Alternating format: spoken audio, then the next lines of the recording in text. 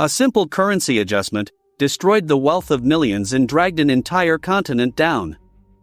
Welcome to Peso. December 19, 1994, in Mexico City. Jamie Sarapuch, the newly appointed finance minister, meets behind closed doors with the country's most powerful businessmen. At that table, a state secret is being negotiated. The government is going to devalue the peso by 15%.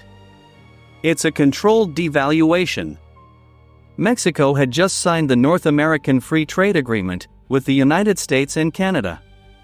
During the previous administration, the country had sold itself to the world as the new economic tiger, an emerging market about to cross the threshold into the first world. Foreign money poured into the Mexican stock market. But that economic miracle hit an accounting trap. The government had issued millions in tesobonos.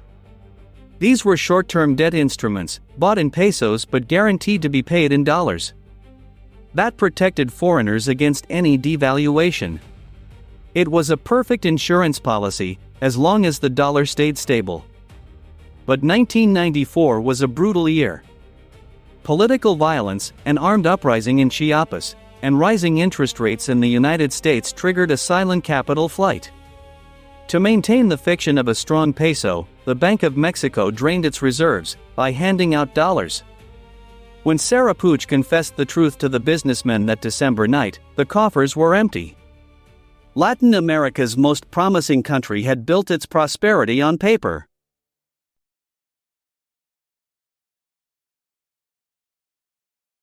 What happened that night sealed Mexico's fate. While Sarapuch explained the technical plan to devalue the peso smoothly, the businessmen in the room understood something very different.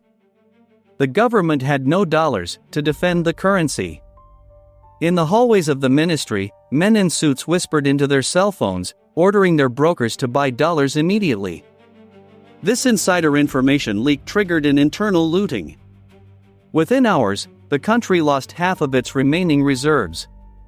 By dawn on December 20th, the Bank of Mexico could no longer hold the new 15% exchange rate band. Market pressure shattered any attempt at control. Carlos Salinas de Gortari had handed over power just weeks earlier.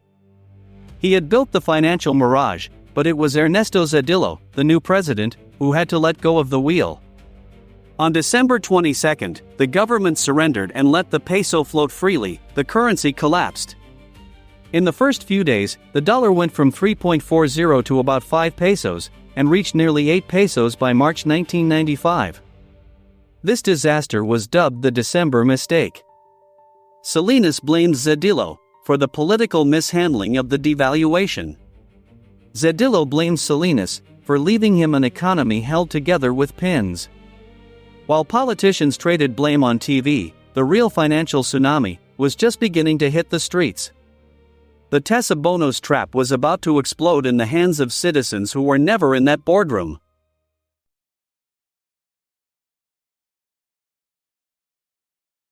By January 1995, the Mexican government faced a mathematical abyss. It had to pay $29 billion in short-term tesobonos, but international reserves barely reached $6 billion. The country was technically bankrupt. Panic seized Wall Street. Foreign investment funds, which weeks earlier had cheered the Mexican miracle, sold their bonds en masse and demanded their dollars. To stop a total capital flight, the Bank of Mexico jacked up interest rates to 100%. That decision stabilized the system at the macroeconomic level, but it annihilated the middle class. Credit card debts, commercial loans, and mortgages became unpayable overnight. A family that paid 1,000 pesos a month for their house suddenly owed 3,000 pesos, while their salary was worth half as much. The urban landscape changed. Bank branches filled with piles of car keys, abandoned on counters by citizens who preferred to hand over their vehicles rather than keep piling up a debt with no ceiling. Thousands of businesses shut their doors, unable to finance their operations. Nearly 17 million people fell into general poverty, and extreme poverty increased by 16 million in less than 2 years. Unemployment skyrocketed, and the first world dream vanished amid foreclosures and evictions. The irony is that the catastrophe was no longer a local problem. Without knowing it, Mexico was exporting its own ruin. The global financial market was connected by invisible cables, and the peso's collapse was already crossing into the southern hemisphere uninvited.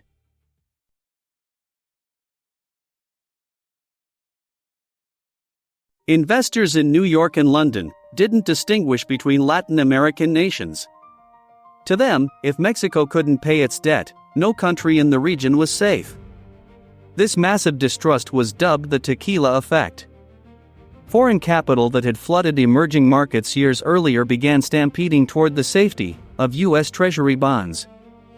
The most violent impact outside Mexico hit Argentina.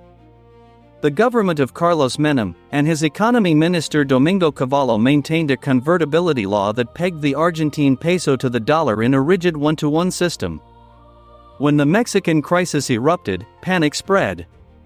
Depositors feared Argentina would also devalue its currency and rushed to pull out their money. The streets of Buenos Aires turned into a scene of chaos.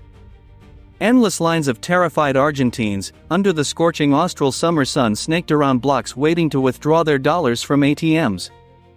The banking system bled out with brutal speed. Within weeks, commercial banks lost about $8 billion in deposits, while the central bank lost about $5 billion in international reserves.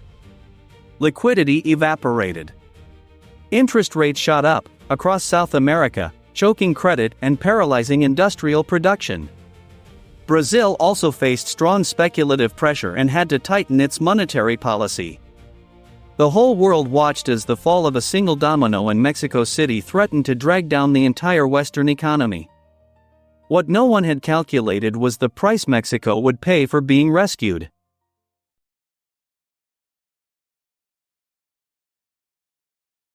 The International Monetary Fund and the White House knew that an official default by Mexico would trigger a global systemic collapse.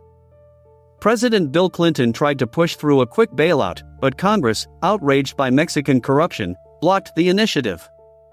With the clock ticking and the financial system on the brink, Clinton turned to an unusual executive power. Using the Exchange Stabilization Fund, the U.S. Treasury put together a massive aid package. Together with international organizations, they injected $50 billion into the Mexican economy. It was the largest financial rescue in history up to that point. But this lifeline didn't come free. To guarantee the loan, the U.S. demanded an unprecedented guarantee. Mexico had to deposit the revenue from its oil exports into a special account at the Federal Reserve Bank of New York. The profits from Mexican crude, the ultimate symbol of national sovereignty, were held as financial collateral. The humiliation was total, but the country managed to avoid technical bankruptcy. The government paid off its tesobonos, Wall Street got its money back, and international markets calmed down. The macroeconomy stabilized in the following years, but Latin America's social fabric was left with an indelible scar. Millions of families never regained the standard of living they had before that December. The $50 billion didn't buy Mexico's recovery, they bought Wall Street the right to keep ignoring the consequences of its bets.